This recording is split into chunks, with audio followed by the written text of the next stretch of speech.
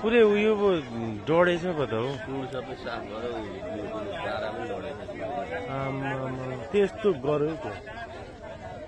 अनि त्यो बिचमा छोएपछि त अनि सबै डढ्दैन तान्ने हो नि त।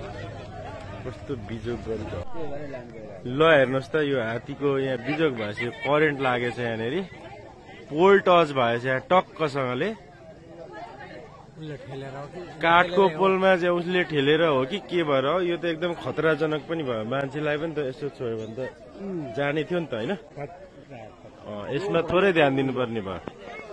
अनि मेन कुरो चाहिँ यो हेर्नुहोस् त यो हात्ती बिचरा लडेछ हौ, गमरङ्गै लडेछ। यो कत्रो हात्ती हो, अन्नाखाडीमा।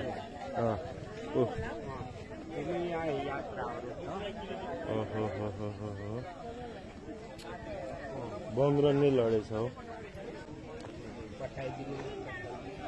सबलाई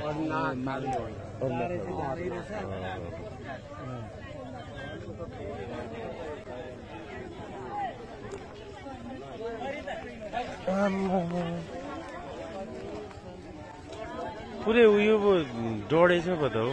सबै साफ गरेर बाह्रमा डढेछ। आमामा त्यस्तो गर्यो क्या। अनि त्यो बिचमा छोएपछि त अनि सबै डढ्दैन तान्ने हो नि त। कस्तो बिजोग गर्छ।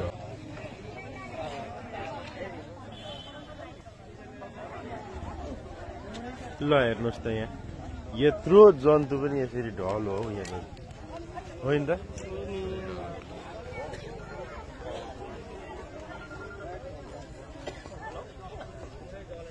वरिपरिबाट सबैले देख्ने गरी नि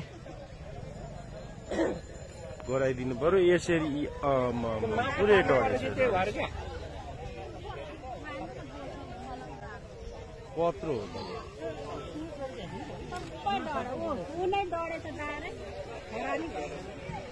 लु हेर्नुहोस् त यहाँनिर यस्तो पो हुँदो रहेछ करेन्ट लाग्दा। यो त मान्छेलाई पनि खतरा भयो हौ।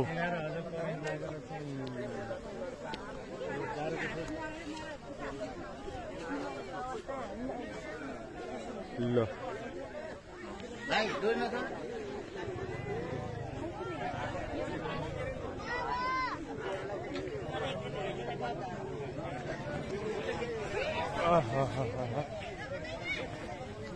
लु डागो हो